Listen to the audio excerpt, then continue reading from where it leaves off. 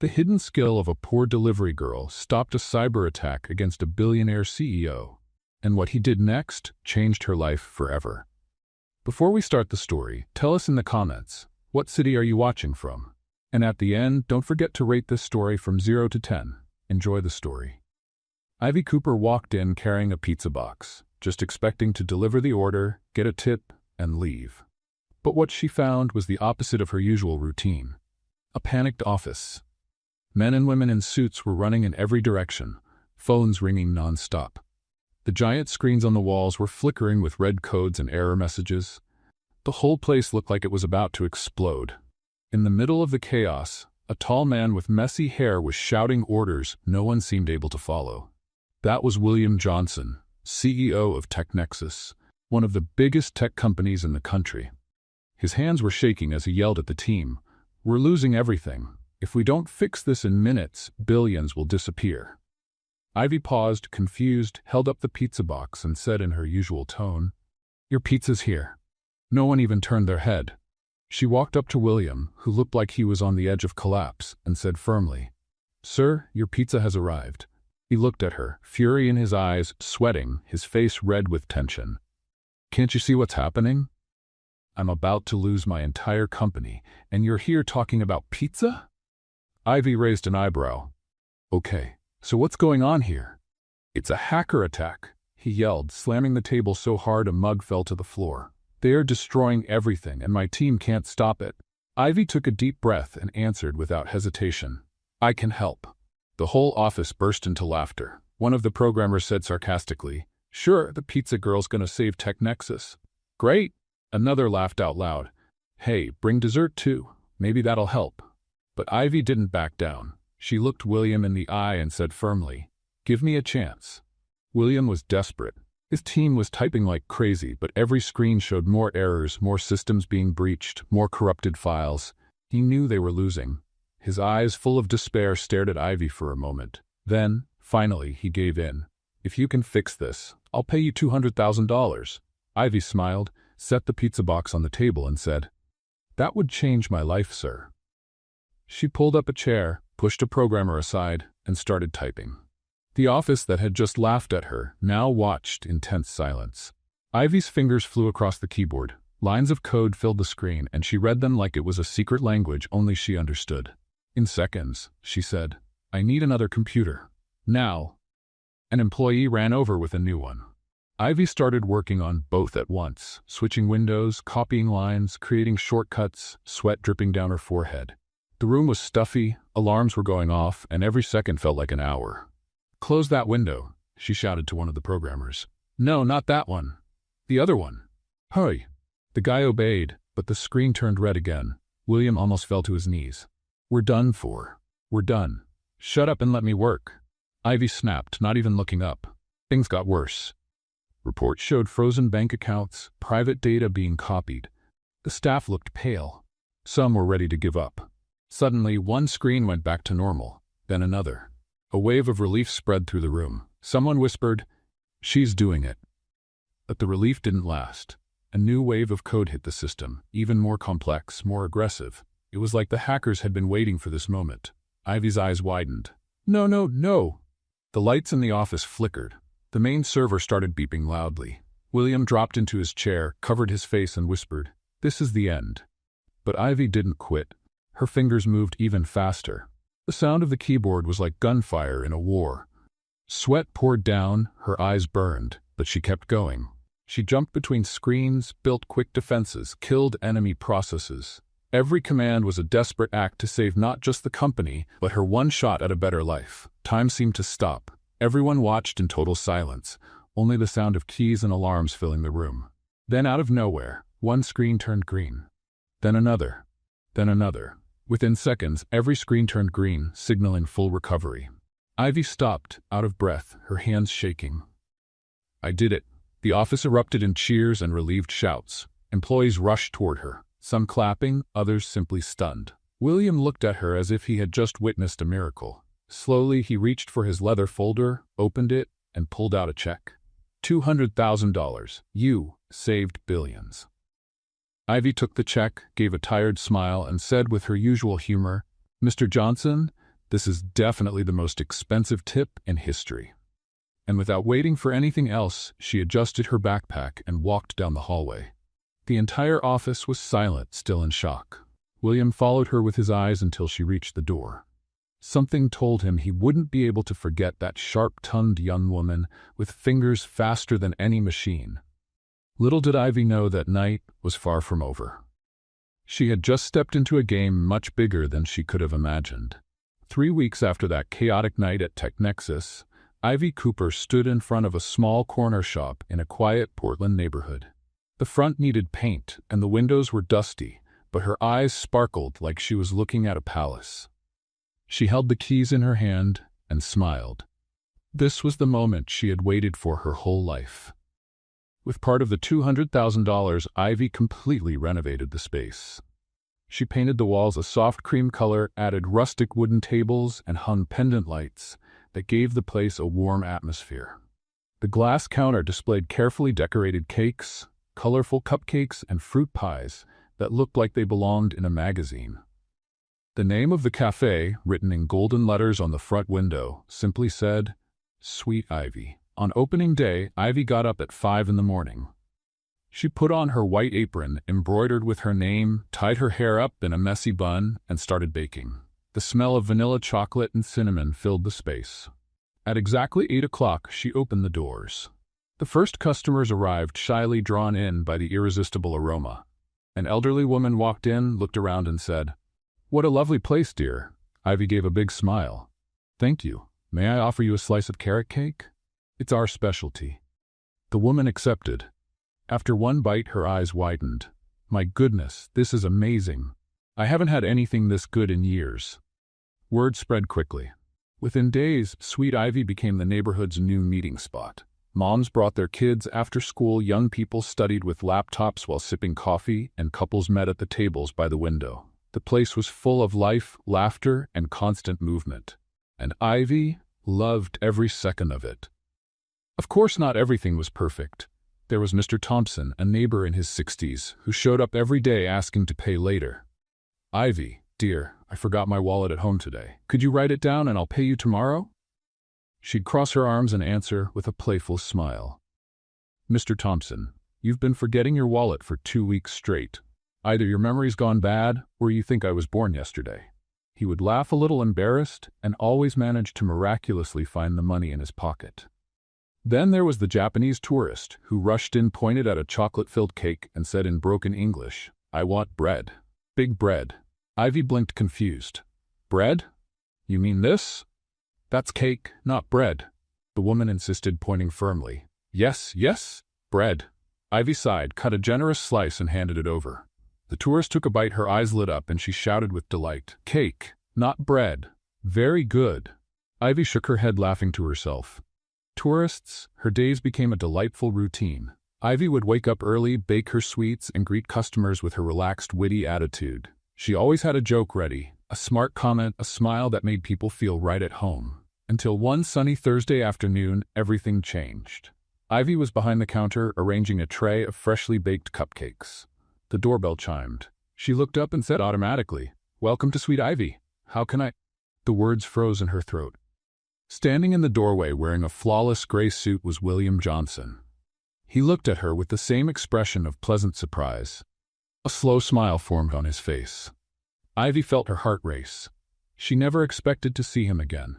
She thought that wild night at TechNexus had been just a one-time thing, a story to tell her grandkids someday. But there he was, as elegant as ever, watching her with genuine curiosity. William took a few steps and looking around with approval. So this is what you did with the money. Ivy swallowed hard, trying to regain her composure. She wiped her hands on her apron and replied with the humor that never left her. I figured investing in sugar and flour was safer than going back to saving desperate billionaires. He laughed, a deep sound that echoed through the cafe. A few customers turned their heads, curious. I can't disagree. Looks like you found your place. Ivy crossed her arms, trying to appear casual, but inside she was nervous. So what brings the great CEO of TechNexus to my humble little cafe? Let me guess, more trouble with hackers? William shook his head, still smiling. Actually, I just wanted a coffee. and maybe a slice of that chocolate cake staring at me from the display.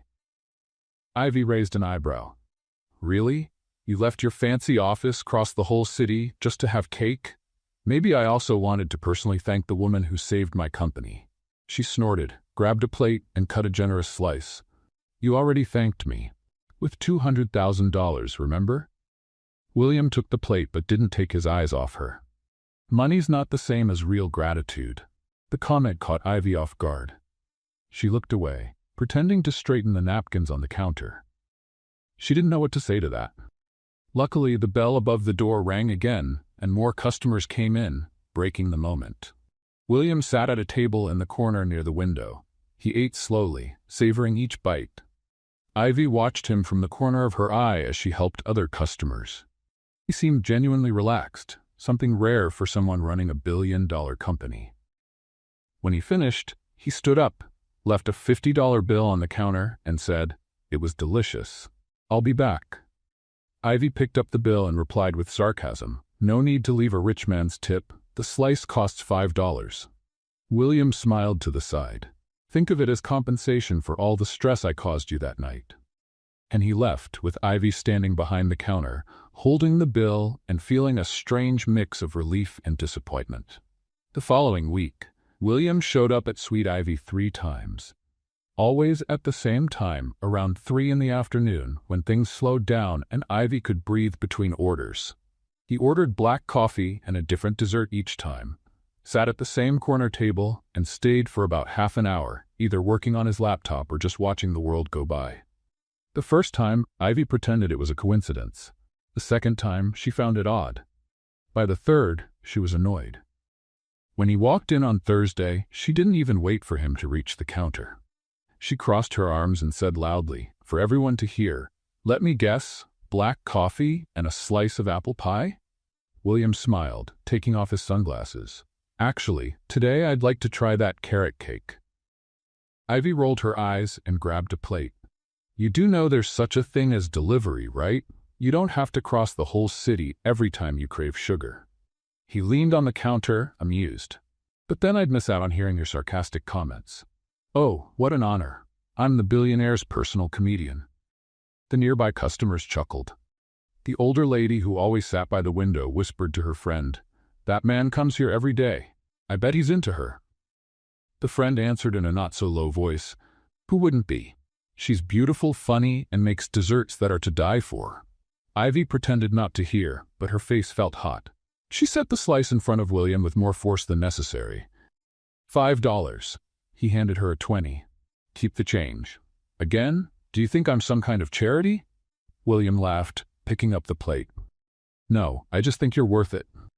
Ivy scoffed and threw the change on the counter in front of him. "I don't need handouts, Mr. Johnson. If you want to help, tell your rich friends about this cafe. That would actually be useful." He pocketed the change and walked to his usual table, still smiling. Ivy shook her head and went back to the kitchen. That man was really starting to get on her nerves. The following days followed the same pattern. William showed up, ordered something, made a witty remark, and Ivy replied with sharp sarcasm. The customers started looking forward to their exchanges like it was part of the cafe's entertainment. Some even came in early just to make sure they'd be there when he arrived. One Friday afternoon, while William was enjoying a chocolate cupcake, he said casually, "You know, I can't stop thinking about that night." Ivy was cleaning the counter and paused, looking at him. "What night?" "The night you saved my company. That was impressive." She shrugged and kept cleaning. "I just did what needed to be done. Nothing special." "Maybe to you, but to me, it meant everything. You have no idea how much it meant." Ivy felt a discomfort rise in her chest. She didn't like compliments, especially from him. She quickly changed the subject. "So, how are things at TechNexus? Everything under control?" William hesitated, just for a second, but enough for Ivy to notice. "Kind of," she frowned. "Kind of? What does that mean?" He sighed and set his fork down. "It means maybe the problems didn't really go away." Ivy stopped cleaning and looked straight at him. "Are you telling me the hackers are back?" William didn't answer right away. He looked around, making sure no one was listening. Then he lowered his voice. "Not exactly, but we've been getting threats. Coded messages, small attacks that my team can handle, but I don't know. Something feels off. Ivy felt a chill go down her spine. She didn't like this. Not one bit. And what do you want me to do? I'm out of that world, remember? I bake cakes now. I know, and I respect that. But you're the only person who truly understood their code that night. My team is good, but you're different. You think like they do. Ivy crossed her arms, anger building inside her. No, I'm not going back to that. It's over. I have a life now, a normal life, and I'm not throwing it all away because you're scared. William looked at her seriously. I understand. I'm sorry I asked. He stood up, took out his wallet, and left money on the table. Before leaving, he turned back and said, "But if you change your mind, you know where to find me." And he walked out, leaving Ivy alone with her thoughts. That night, Sweet Ivy was packed.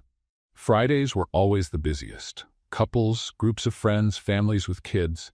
Ivy barely had a moment to breathe. She was baking the last batch of brownies when, all of a sudden, the lights went out. Silence fell instantly. Then came the confused whispers.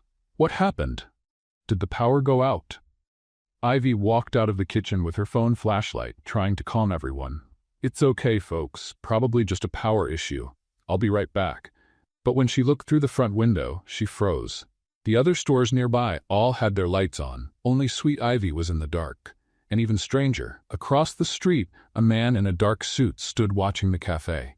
When he noticed Ivy had seen him, he turned and walked away quickly. Ivy's heart started to race. This was no coincidence. She ran to the breaker box in the back of the cafe. All the switches were turned off, manually. Someone had done this on purpose. She came back to the main area, trying to stay calm, but inside, panic was taking over. She flipped the breakers, and the lights came back on. The customers clapped, relieved. Ivy forced a smile. All good now, folks. Just a little technical hiccup. But she knew the truth. This was a warning, and it had something to do with William. It had to. After the last customer left, Ivy locked the door and sat down in one of the chairs, still shaking. She picked up her phone and stared at it for a long time. She fought the urge to call William, to ask for help, to admit that maybe he was right. But before she could decide, the phone buzzed. A message from an unknown number. You shouldn't have gotten involved. Stay away, or next time will be worse. Ivy dropped the phone as if it had burned her. Her heart pounded. Her hands shook. She looked around the cafe, the place she had built with so much effort, the dream that had finally come true. And now, someone was threatening it all. She picked up the phone again, this time with determination. She found the business card William had left on his first visit, typed in the number, and called. He answered on the second ring. Ivy? She took a deep breath. We need to talk. Now. William arrived at Sweet Ivy 20 minutes later. Ivy was sitting at one of the tables, still trembling, phone in hand. He came in quickly, his sharp suit replaced by a casual shirt and jeans. It was the first time she had seen him look normal. What happened? He asked, sitting across from her. Ivy showed him the message. William read it, and his expression turned serious. When did this come in? Half an hour ago. Right after the cafe lights went out. Well, not by themselves. Someone turned off the breakers, and there was a man in a suit watching from across the street. William ran a hand through his hair, clearly worried. They know you helped me. Now you're a target, too. Ivy let out a bitter laugh. Great, just what I needed. Customers asking for cake and hackers trying to scare me. My life's a circus. William didn't laugh. He looked at her with such intensity, it made her uncomfortable. Ivy, I'm sorry. I didn't mean to drag you into this. She sighed and rubbed her face with both hands. Too late. They already found me. So what do you want me to do? I need you to investigate. Trust your instincts. Find out who's behind this. Ivy looked him straight in the eye. My instincts are a little rusty. It's been weeks since I used my hands for anything other than mixing cake batter, not for writing code. You don't lose that. It's like riding a bike. She scoffed. Bikes don't threaten you over text messages. Despite the tension, William gave a small smile. True. Ivy stayed quiet for a moment thinking. Then finally she let out a deep sigh. All right, I'll help, but on one condition. What's that? You stop showing up here every day with that lost puppy face. You're scaring off my regular customers. William chuckled, relieved. Deal. In the days that followed, Ivy dove back into the world she had tried to leave behind.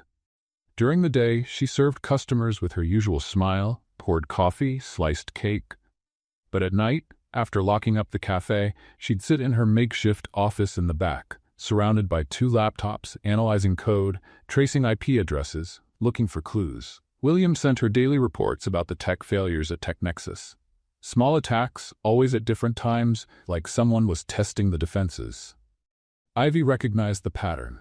It was the same group of hackers, but now they were more organized, more careful. And that scared her. One afternoon, William showed up at the cafe again. Ivy was helping an older lady who couldn't decide between lemon pie and cheesecake. When the customer finally chose, Ivy turned, and there he was, standing near the counter with that same lost expression he always had when he walked in.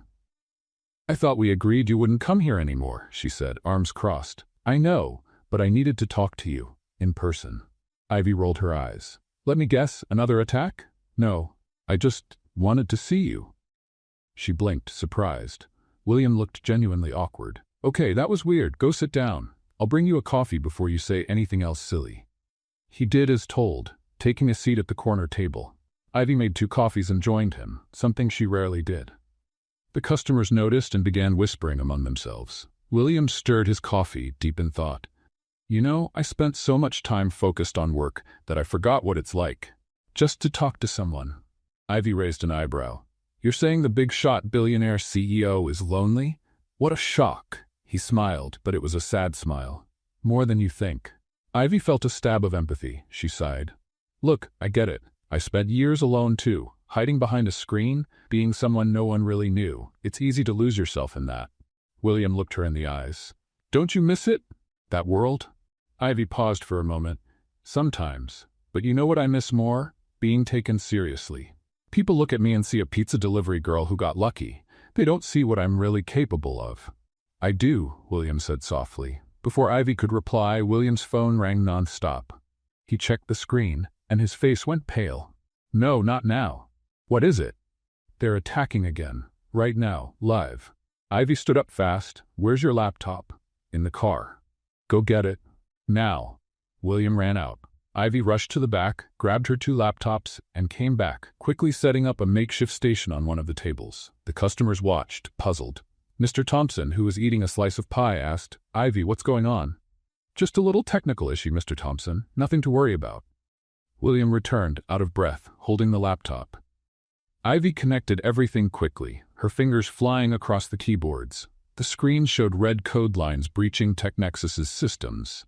"They're coming in through the secondary firewall," she murmured. "Smart."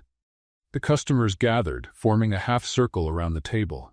They watched, fascinated, as Ivy switched between the 3 computers, typing complex commands, setting up barriers, isolating the threats. "Is this a movie?" a little kid asked. "Better than a movie, sweetie." His mom replied. Ivy barely heard them. She was fully focused. William stood beside her, watching closely but not interfering. He knew she was in charge. 10 minutes later, the screens went back to normal. Ivy dropped into the chair, exhausted. The cafe burst into applause. She looked around, confused, then laughed, shaking her head. "Folks, this isn't a show. Go back to your cake."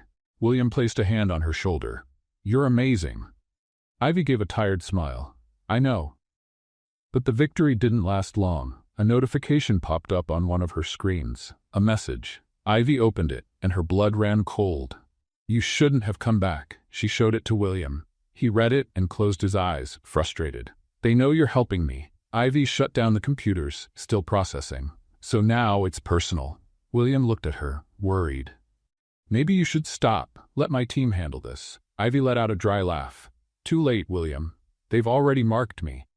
And I'm not the kind of person who backs down just because someone threatens me." He gave a slight smile. "I know. That's why I asked for your help." Ivy packed up the laptops, deep in thought. She knew things had just gotten a lot more complicated and dangerous. The news spread too fast.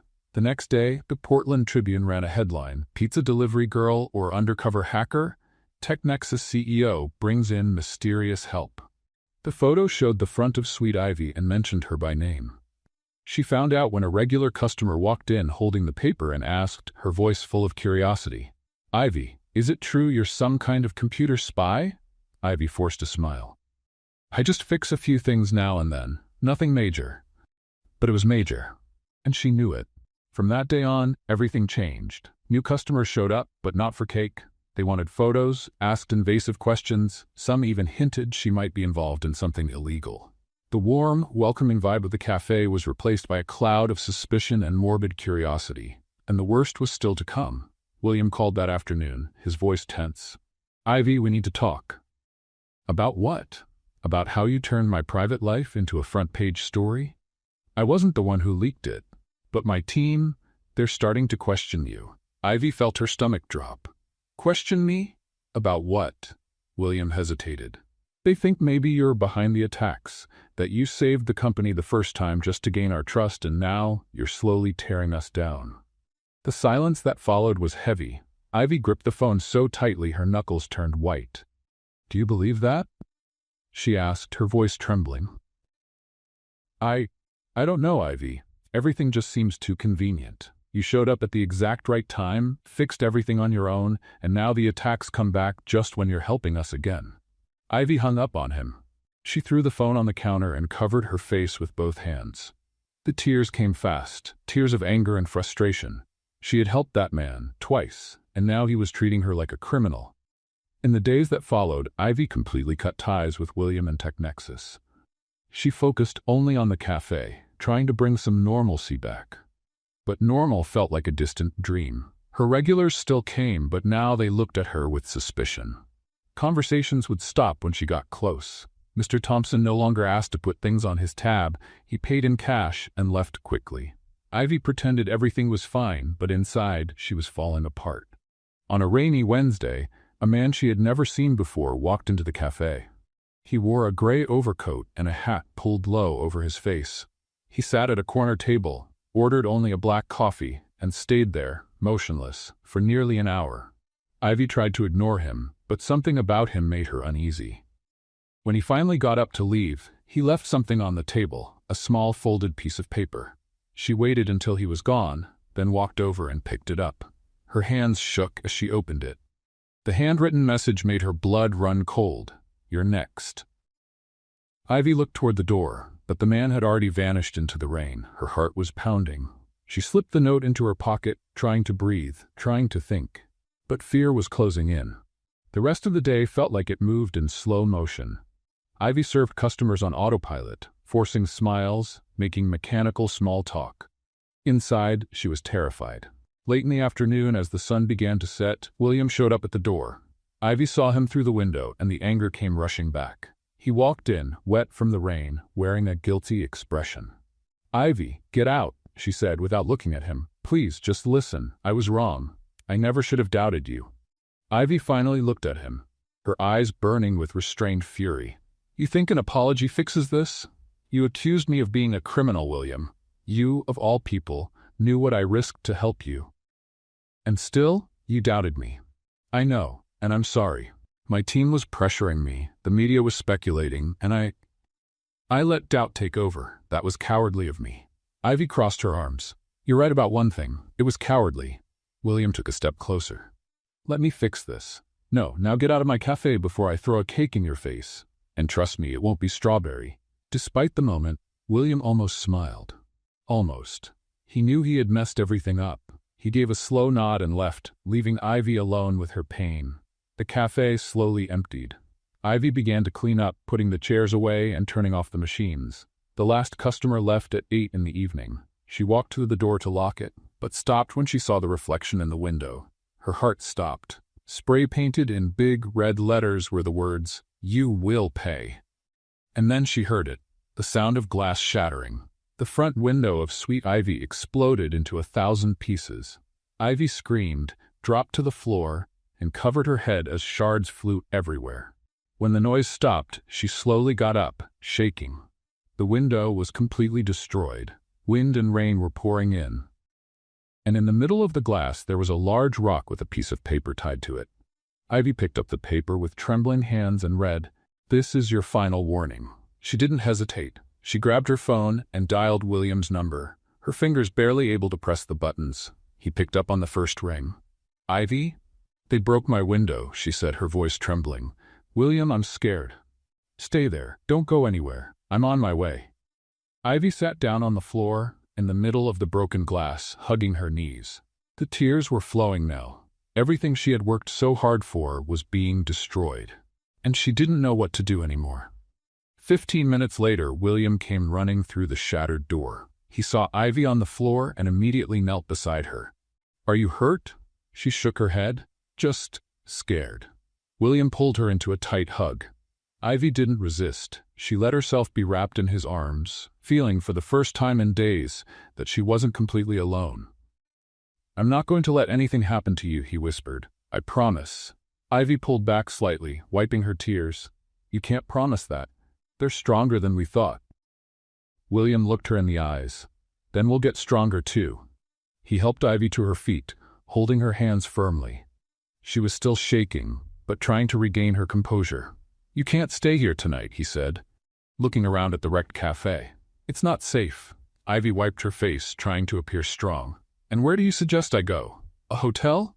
They already know where I live, where I work. They'll find me anywhere." William took a deep breath. "Come with me. Stay at my penthouse tonight. You'll be safe there. The building has 24-hour security, cameras on every floor, a top-of-the-line alarm system." Ivy raised an eyebrow, trying to hide her fear with humor. "Oh, so now I'm your personal guest? How convenient." "Ivy, please. I just want to make sure you're okay." She sighed, looking at the broken window, the glass everywhere, her dream shattered on the floor. "All right, but just for tonight." 40 minutes later, Ivy was in the passenger seat of William's shiny black BMW, heading toward the most expensive neighborhood in Portland. She watched the buildings get taller and more luxurious, feeling completely out of place. When they arrived at the penthouse, Ivy stopped at the door, speechless. The apartment was huge. Floor-to-ceiling windows showed the city all lit up. Modern furniture, a kitchen that looked straight out of a design magazine, and technology everywhere. The lights turned on by themselves when they walked in. An automated voice said, "Welcome back, Mr. Johnson." Ivy's eyes widened. "Seriously? Your house talks?" William smiled as he took off his coat. "It's the smart system. It controls lights, temperature, security." Ivy walked through the living room, touching things carefully, as if they might explode at any moment. "You've got a fridge that's probably smarter than me. That's depressing."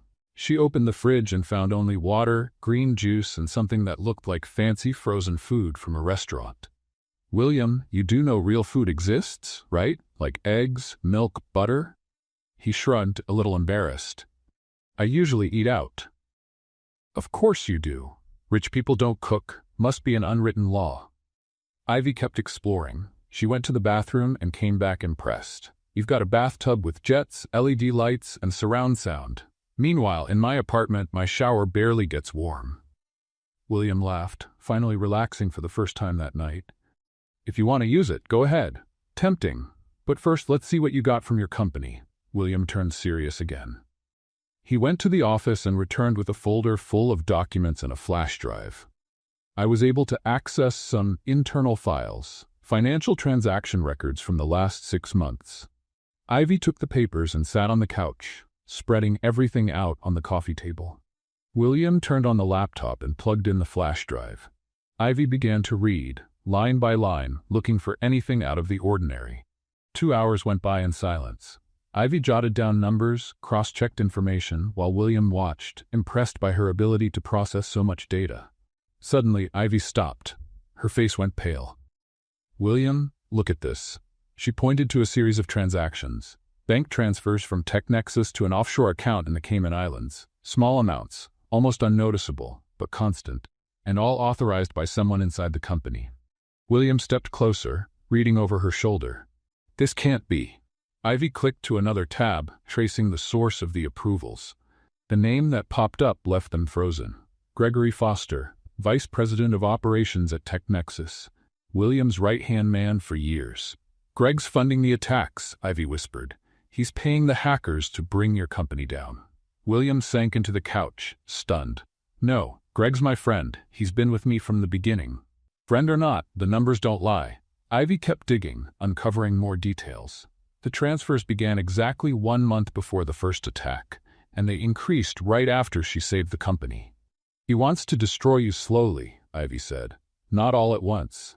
He wants it to look like the company is vulnerable, like you can't protect it. Probably so he can take over later. William ran a hand through his hair, devastated. How did I not see this before? Ivy placed a hand on his shoulder. Because you trusted him, and that's not your fault. Her stomach growled loudly, breaking the tense moment. She gave an embarrassed laugh. Sorry, I haven't eaten since lunch. William stood up. I'll order something. No, since your kitchen looks like it's from a sci-fi movie, I'll use it. Do you have flour, sugar, eggs? I don't think so. Ivy rolled her eyes. Of course not. That's fine. Improvising is my specialty. She rummaged through the cabinets and found almond flour, honey, dark chocolate, and some fruit. In 20 minutes, she was baking something that looked like a cross between a brownie and a cake. William leaned against the counter, completely lost, watching her.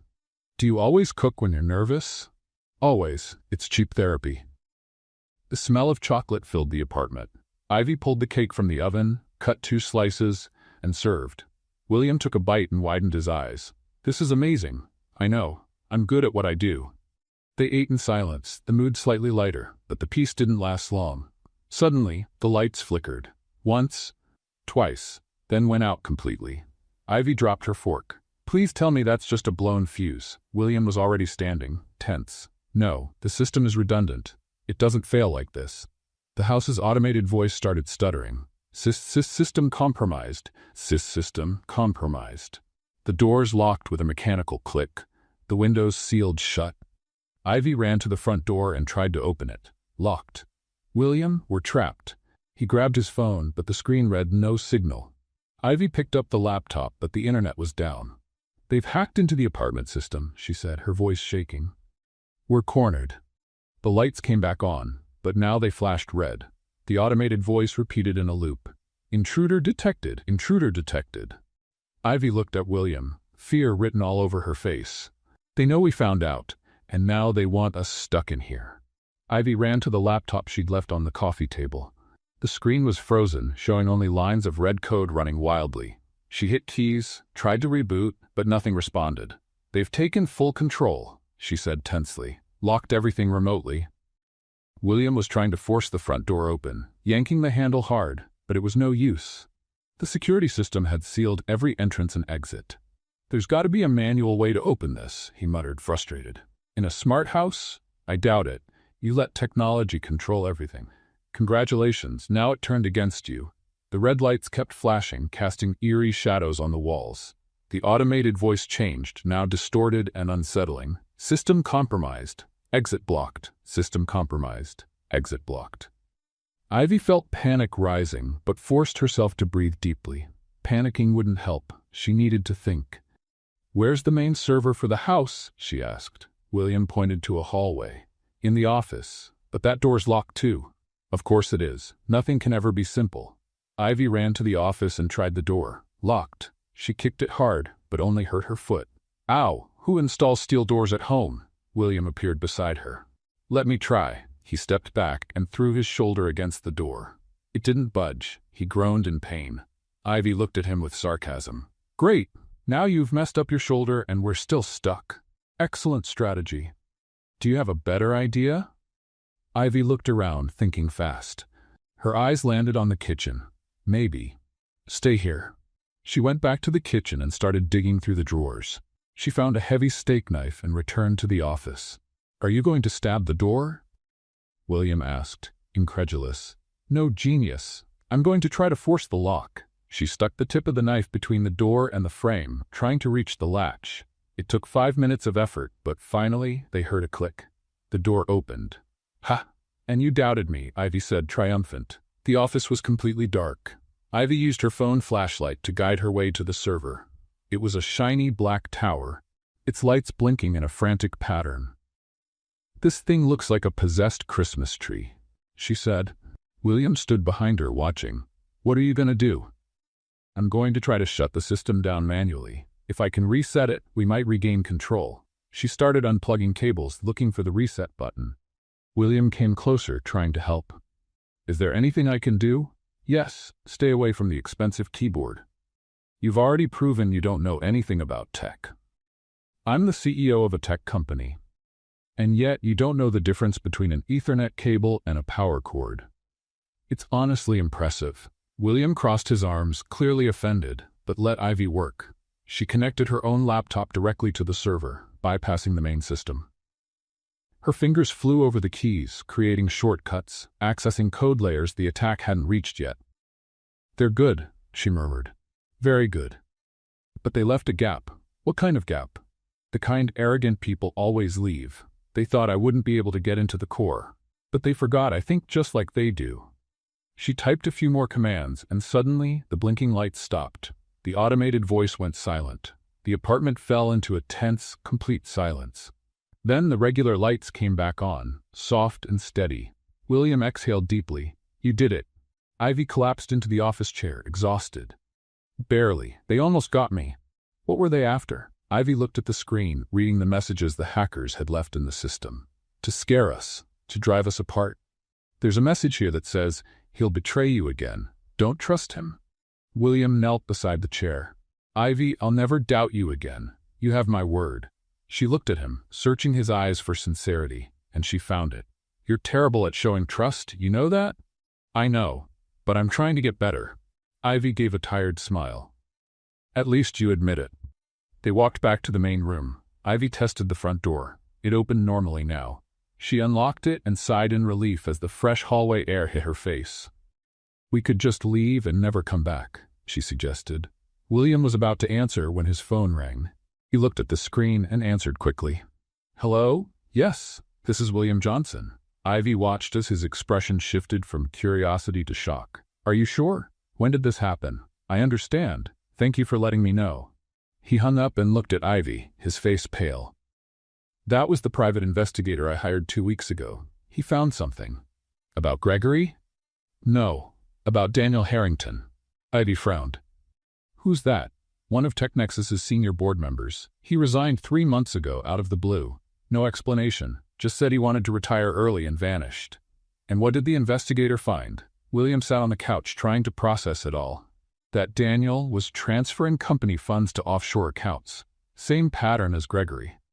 They were working together, but when Daniel realized the plan might be uncovered, he ran, resigned, and disappeared.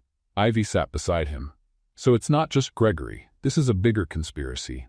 "Looks like it, and there's more." The investigator tried to track Daniel. He found flight records to Mexico from 3 months ago. After that, nothing. No digital trail, no credit card use, nothing. He really disappeared. William nodded, worried. Either he's hiding very well, or someone made him disappear. Ivy felt a chill run up her spine. "You think he's dead?" "I don't know. But if he is, it means we're dealing with people much more dangerous than I thought." They sat in silence for a moment, the weight of it all settling over them. Ivy looked at William and saw the exhaustion and fear on his face. She placed her hand over his. "We'll find out who's behind this. Together." William turned his hand and laced his fingers with hers. "You're the only person I can trust right now." Ivy gave him a faint smile. "That's kind of sad, considering you met me delivering pizza." He laughed, a genuine sound that cut through the tension. "That was the best pizza delivery of my life." "Bet you say that to all the delivery girls." "Only the ones who save my company and break into my kitchen to bake a cake in the middle of a crisis." Ivy laughed too, feeling something warm and comforting rise in her chest. Something she hadn't felt in a long time. Maybe it was hope, or maybe something more. William looked at her differently now, not like the hacker who saved him or the witty cafe owner, but like someone he truly cared about. "Ivy?" "No," she interrupted, raising her hand. "Whatever you're about to say, don't. We're tired, scared, and we just barely survived your crazy tech apartment. Not the best moment for heart-to-hearts." William smiled. "Fair enough." Ivy stood up and stretched. "Now, do you have a guest room in this floating mansion? Because I need sleep before dealing with more crazy hackers." "Second room on the left." "Perfect." "And William?" "Yes? Thanks for not leaving me alone today." He held her gaze for a long moment. "Always." Ivy woke up to the smell of fresh coffee. She opened her eyes slowly, a little disoriented, until she remembered where she was. William's guest room was bigger than her entire living room. The bed was so soft she struggled to get out of it. "That's still in the same clothes as yesterday?" She walked into the kitchen. William was there, holding a cup of coffee, staring out the window at the city below. He turned when he heard her. "Morning. Did you sleep okay?" Ivy yawned and stretched. "Better than I thought, considering we almost became prisoners yesterday." William poured her some coffee. "I made pancakes too. They're on the table." Ivy looked at the plate and widened her eyes. "You made pancakes? Really?" "I tried, not sure how good they are." She cut a piece, took a bite, and made a face. "It's interesting. Tastes like rubber with honey." William laughed, a little embarrassed. "Sorry, I'm not great at this." "Clearly, but it was a sweet gesture. I'll give you 5 out of 10 for the effort." They ate in a quiet, easy silence. Ivy noticed William was watching her more than he was eating. She raised an eyebrow. "What? Do I have something on my face?" "No, I was just thinking." "Thinking about what?" William hesitated. "About how you showed up out of nowhere and turned everything upside down."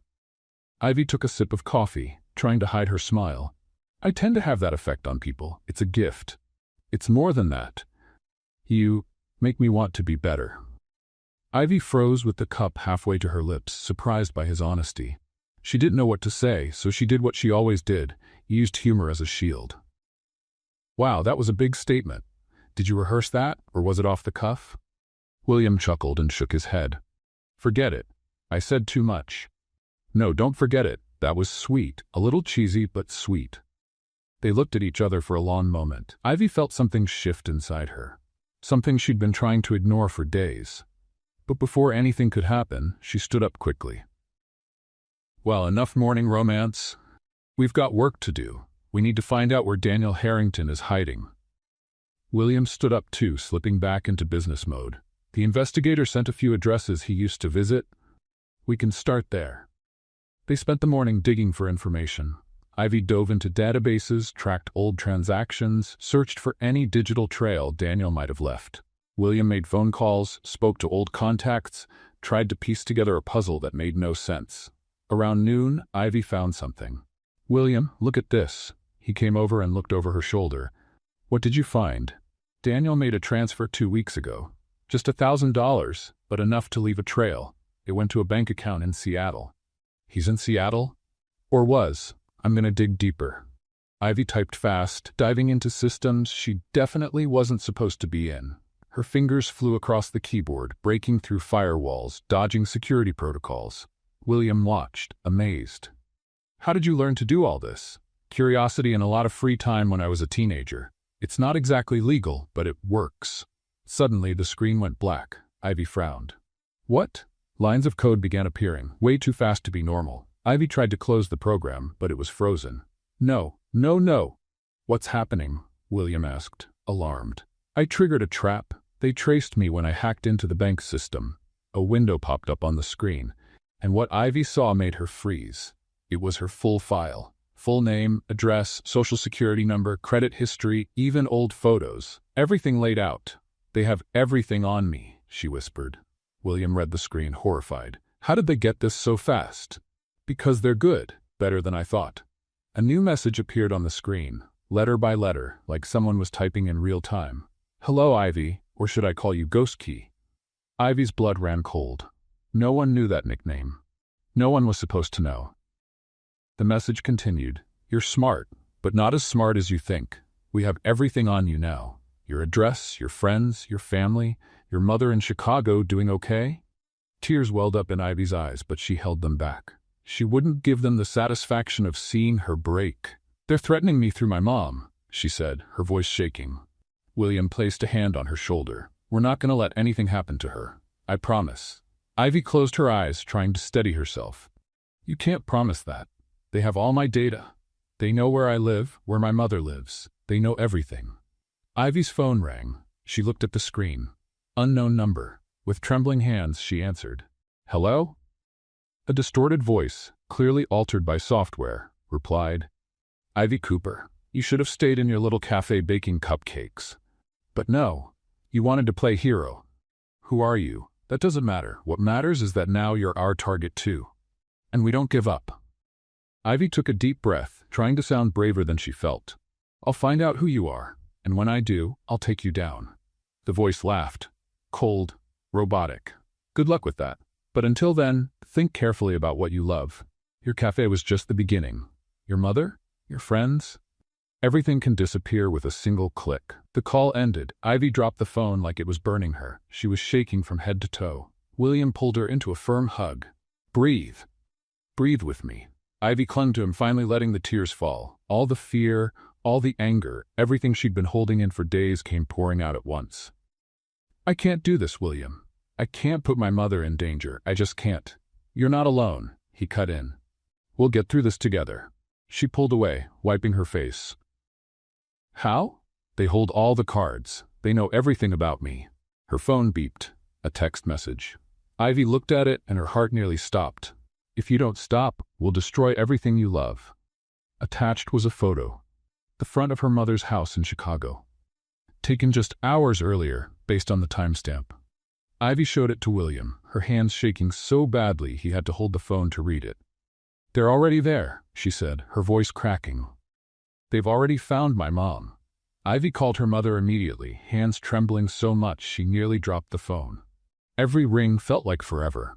Finally, a familiar voice answered. Hello? Mom? Ivy almost screamed. Are you okay? Of course I'm okay, sweetheart. Why are you asking? Ivy felt tears of relief streaming down her face. You haven't seen anything strange? No one lurking around the house? No, everything's normal. You're scaring me. What's going on? Ivy took a deep breath, trying to stay calm. Nothing, Mom. Just please stay inside today, okay? And lock all the doors and windows. Ivy Marie Cooper, you tell me what's going on right now. I'll explain later. Please just do what I asked. There was silence on the other end. Fine, but you call me again today. Promise? I promise. I love you, Mom. I love you too, honey. Ivy hung up and sank into the couch. William sat down beside her. She's okay? For now, but I don't know for how long. William grabbed his own phone. I'm going to hire private security to watch her house. Ivy looked at him, surprised. You'd do that? Of course. I'm not going to let anything happen to your family. For the first time in days, Ivy felt a flicker of hope. Maybe she wasn't as alone as she thought. The rest of the day passed in a blur of phone calls, searches, and frustrating attempts to track the hackers. Ivy barely ate or drank anything. She was obsessed with finding a loophole, anything she could use against them. William kept trying to get her to rest, but she refused. I can't stop now. They're winning. Ivy, you're going to burn yourself out. Better me than my mom. Around 11 at night, Ivy's phone rang again. It was a local number from Portland. She answered carefully. Hello? Miss Cooper? This is the Portland Police Department. We have a situation at the Sweet Ivy Cafe. Can you come down here? Ivy's heart dropped. What happened? There's been a break-in. It's best if you come and see for yourself. Ivy and William rushed to the car. The ride to the cafe was silent and tense. Ivy's stomach was in knots, imagining the worst. When they arrived, 2 police cars were parked out front. The window, which had already been broken before, was now completely shattered. The door had been torn off its hinges. Ivy jumped out of the car and ran, but an officer stopped her. Ma'am, please don't go in yet. That's my cafe. Let me in.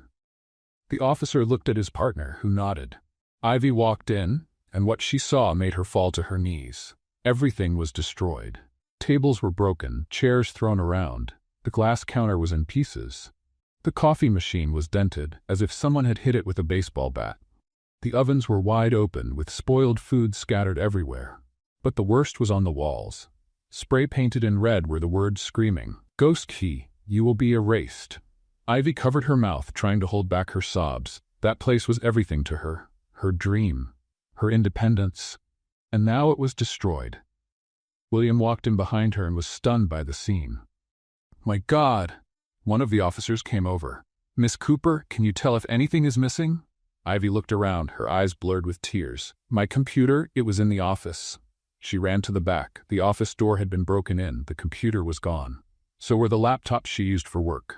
All that was left was a note on the desk. You should have stopped while you had the chance. Ivy picked up the note with trembling hands and walked back to the main area. William was waiting with the officer. They took everything, she said weakly. My computers, my backups, all the data. The officer took notes. We'll file a full report. If you remember anything else, you can give us a call. After the police left, Ivy stood in the middle of the wreckage, looking around like she couldn't process what she was seeing. William approached her gently. "Ivy," she let out a bitter laugh. "You know what's funny? I thought I could have a normal life. Coffee, cakes, happy customers. What a fool I was." "You're not a fool. You just wanted to live." Ivy turned to him, tears now running freely. "And look where it got me. Everything I worked for, destroyed. And the worst part? They're not done. They won't stop until they completely break me." William held her shoulders. "Then don't let them break you. Fight back." "How? They've got everything. My data, my equipment. I have nothing left." "You have you," he said firmly. "You have your intelligence, your courage, your ability to do the impossible. They may have destroyed your cafe, but they didn't destroy you." Ivy broke down, finally letting all the fear and anger out. "I'm so scared, William, so scared." He pulled her into a tight hug. "I know, but you're not alone. I'm here, and we're going to face this together." Ivy clung to him like he was the only solid thing in a world that was falling apart. They stayed that way for a long time, in silence, in the middle of the ruined cafe. Finally, Ivy pulled away, wiping her face with the back of her hand.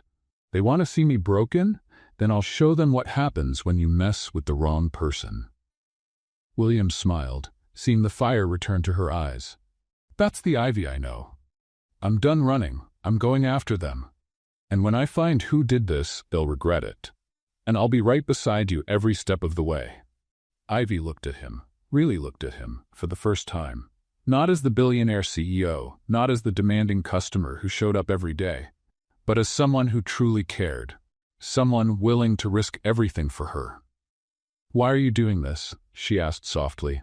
"Why are you risking so much for me?"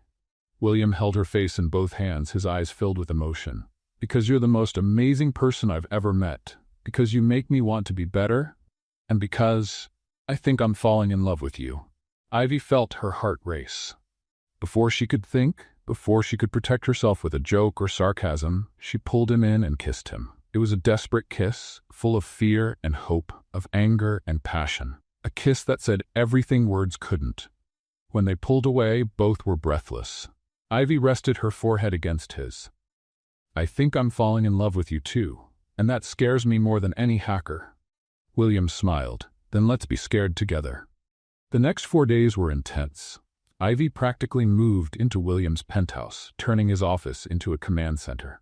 The desk was covered with papers, 3 laptops running at once, wires everywhere. It looked more like a war room than an executive's office. William brought coffee every 2 hours. Ivy barely slept. When he insisted that she rest, she'd say, "I'll rest when those hackers are behind bars.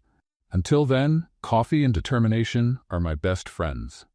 She combed through every TechNexus file, every suspicious transaction, every employee who'd been fired in the last 5 years. She cross-referenced that with the attacks, looking for patterns, anything that might lead to the person in charge. On the 3rd day, at 3 in the morning, Ivy shouted, "Got it!" William woke up from the couch where he dozed off and rushed over to her. "What? What did you find?" Ivy pointed to the screen, her eyes red from exhaustion but lit up with excitement. "The leader. I know who it is." On the screen was a woman's profile. Dark hair, intense eyes, serious expression. The name underneath read Lorena Mitchell. "Lorena?" William frowned. "I remember her. She used to be a programmer here. Years ago."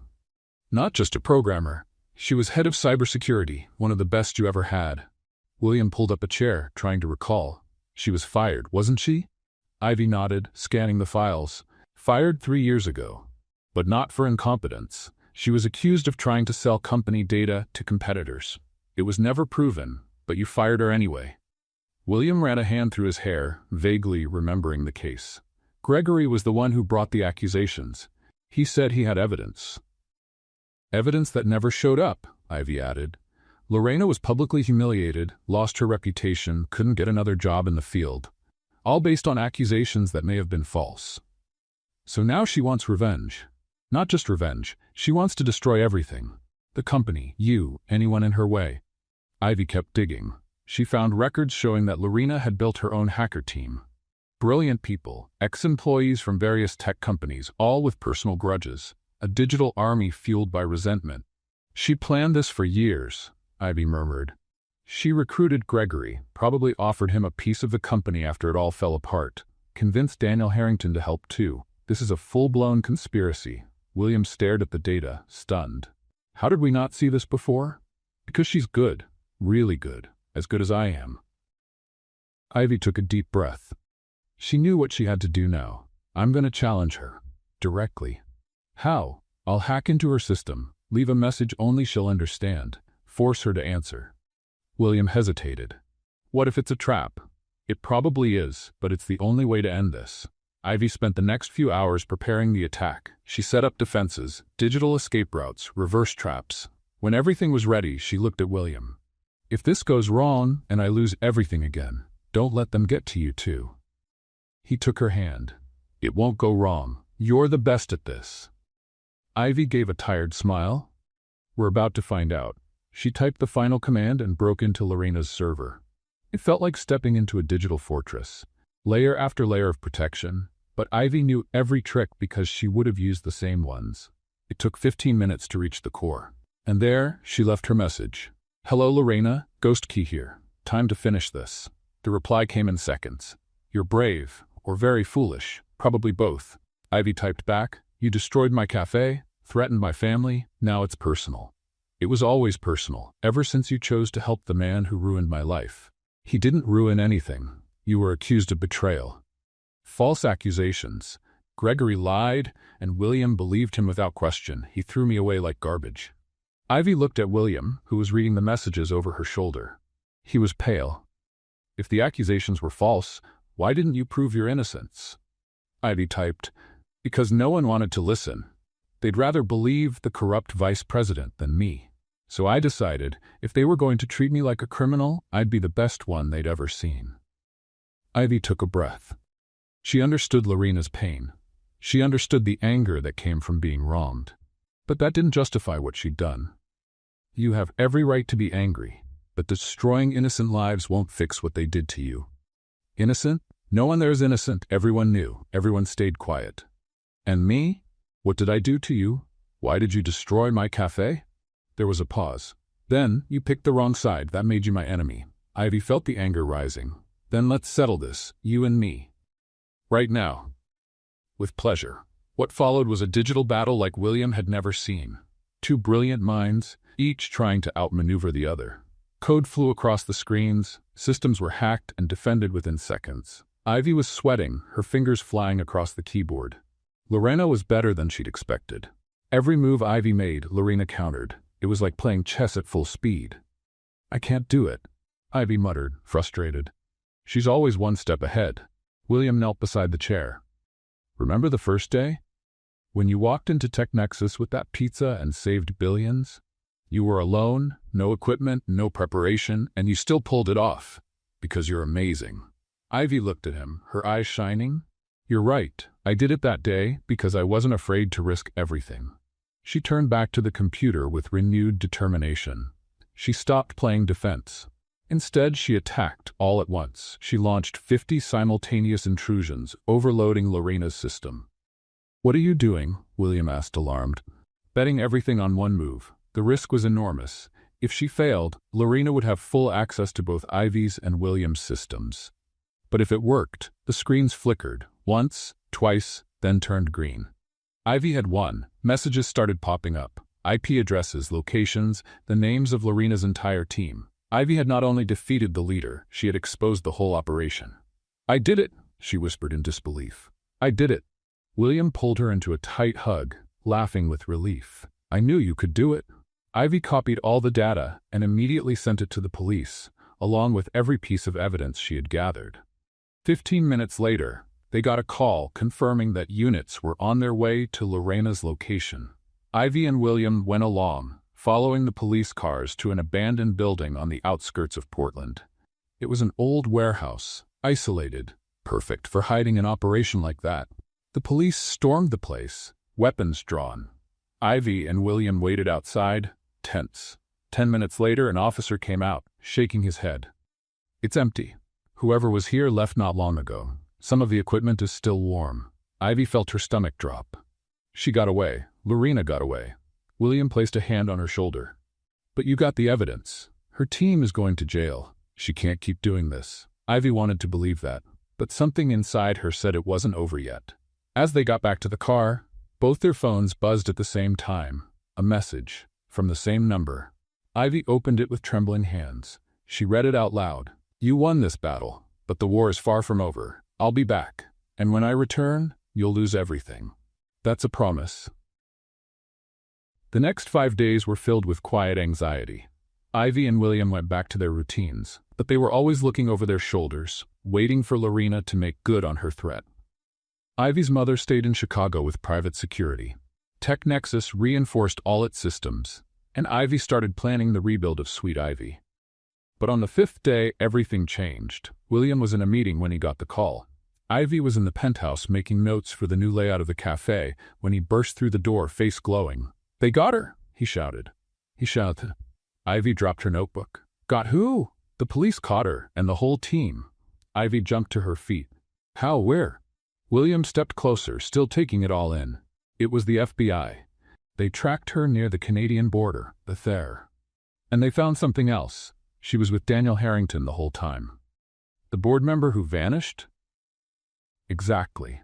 Turns out Daniel wasn't hiding by choice. He was running from Lorena. Ivy frowned, confused. Running? I thought he was working with her. William sat on the couch and explained everything the FBI had told him. At first, yes. Lorena convinced Daniel to help her. She promised they'd take down the company and split the money. But when Gregory got caught, Daniel panicked. He wanted out, and Lorena didn't like that. What did she do? She threatened him and his entire family, said if he spoke up, she'd destroy them all. Daniel was terrified. He quit and fled to Mexico with his wife and kids. Ivy shook her head, stunned by Lorena's coldness. And the FBI found him? They found both of them. Daniel was hiding in a small town near Guadalajara. When he heard Lorena had been caught trying to cross the border, he turned himself in. Told them everything, gave them evidence, recordings, the whole thing. So it's really over? For real this time? William smiled, taking her hands in his. It's over. Lorena, Gregory, Daniel, and 8 more members of her team. All arrested. They'll be charged with hacking, extortion, threats, property damage. They'll be in prison for years.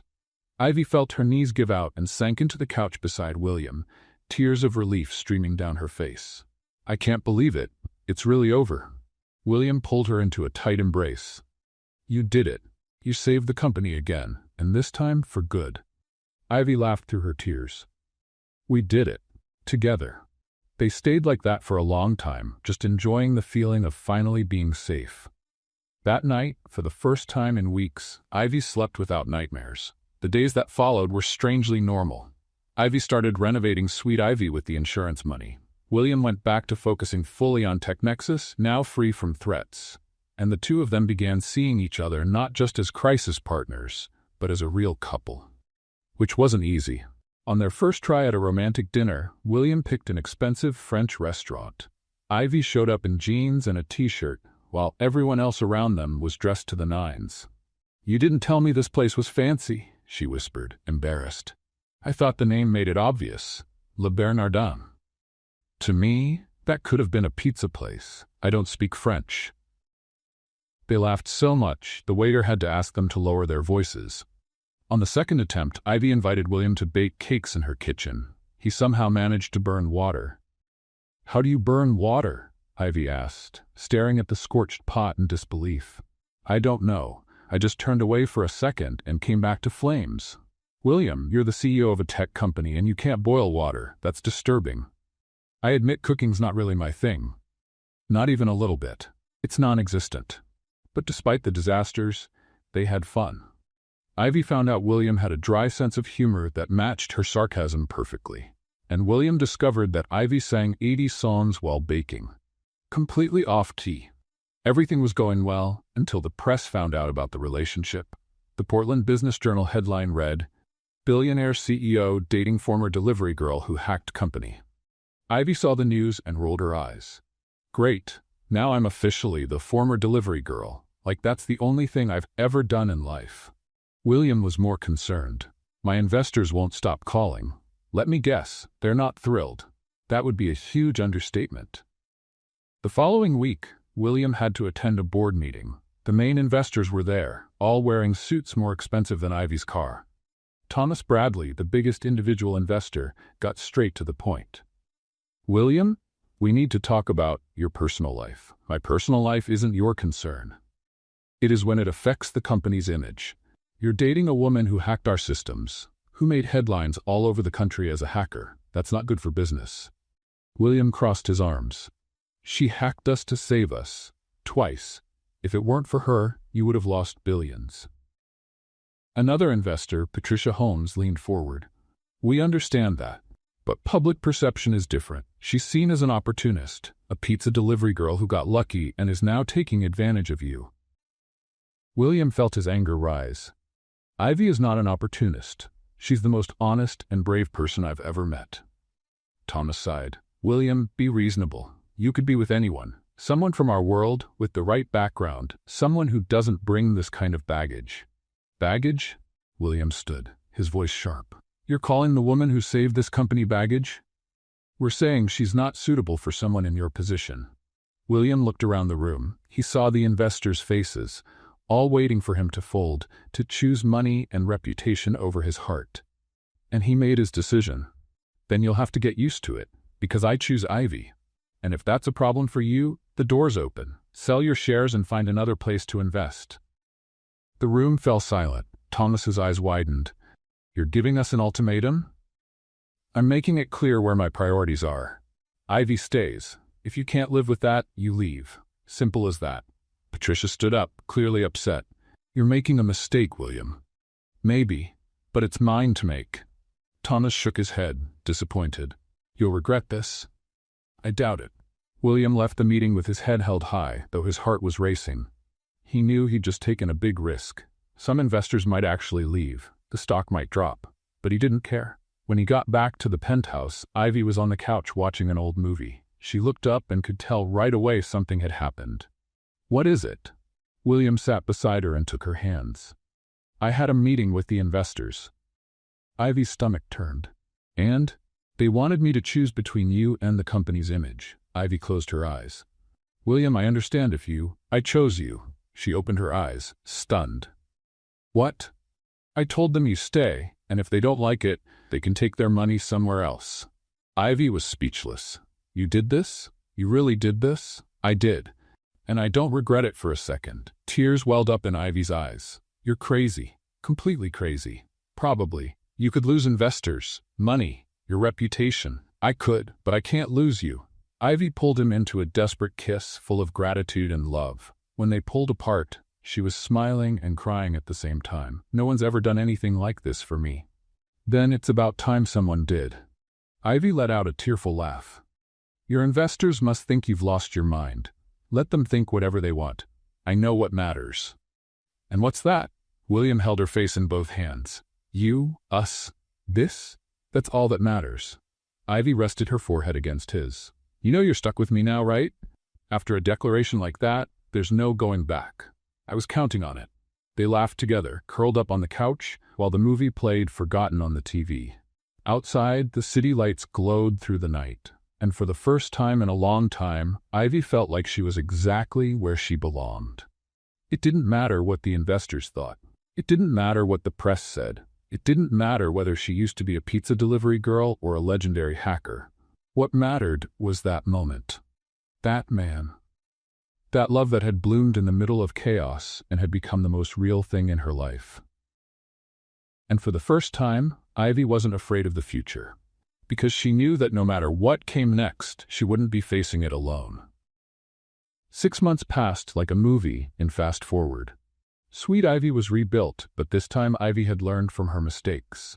She installed security cameras, a state-of-the-art alarm system, which, ironically, William insisted on paying for, and even hired 2 employees to help her. The cafe reopened with an all-day celebration. Half the neighborhood showed up, along with curious reporters who wanted to meet the famous hacker-turned-baker. Ivy hated the attention, but she loved seeing her dream come alive again. And this time, the cafe was even more popular. Customers came from all over Portland just to say they'd had coffee at the place where the legendary Ghost Key worked. Ivy thought it was silly, but she didn't complain about the business. Mr. Thompson came back, still asking to run a tab. Thompson, you have a platinum credit card. I saw it in your wallet last week, he chuckled, slightly embarrassed. But it's more fun when you scold me. Oh, so I'm your personal entertainment now?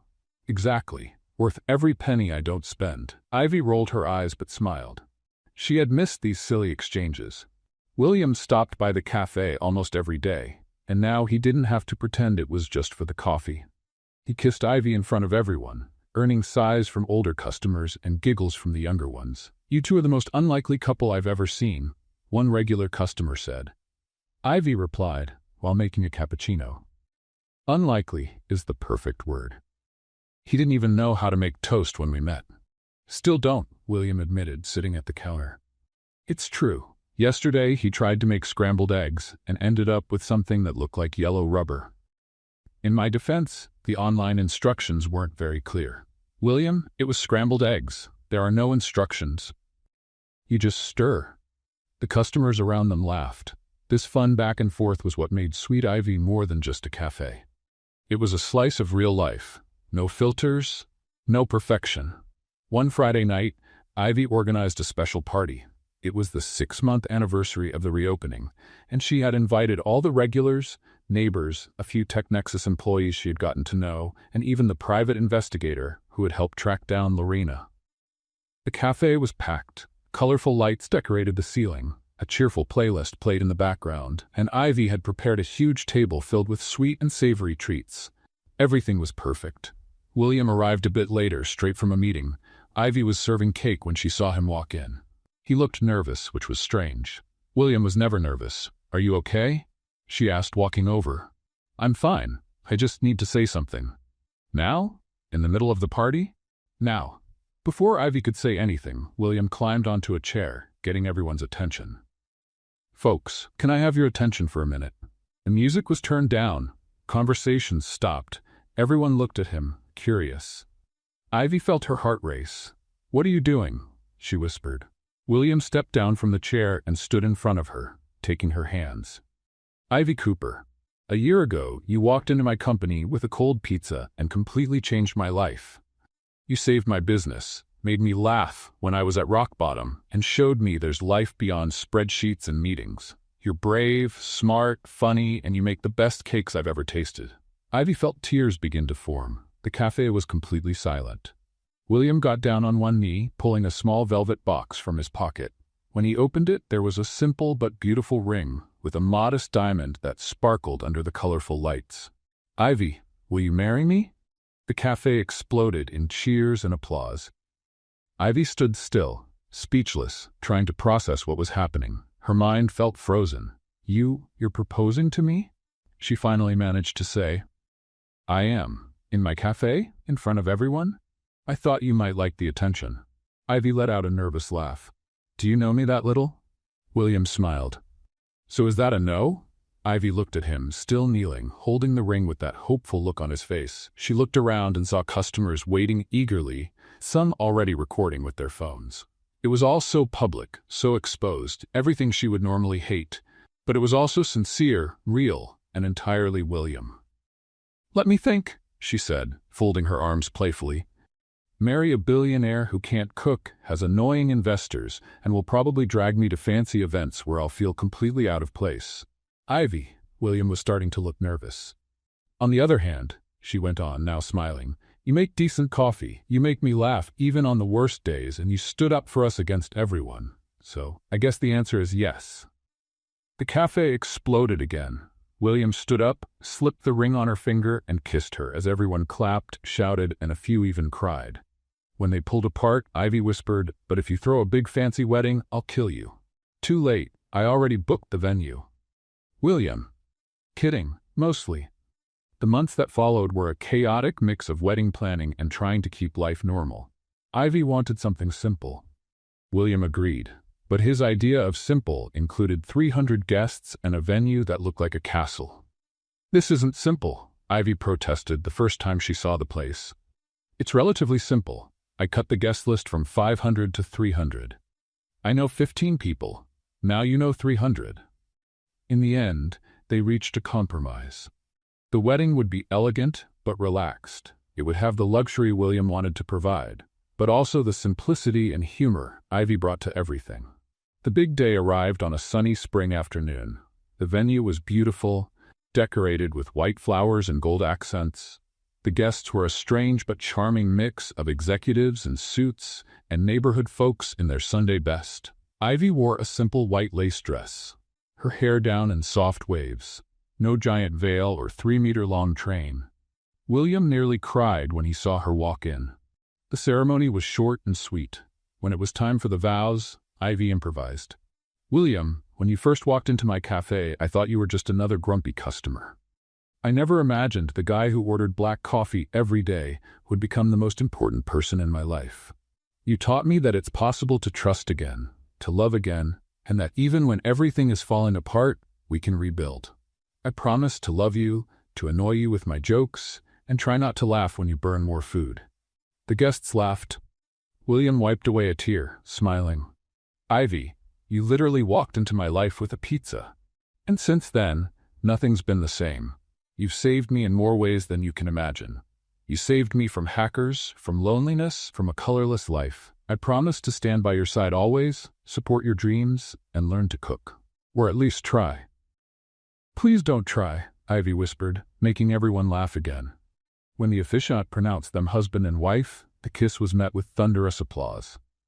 The reception was unforgettable.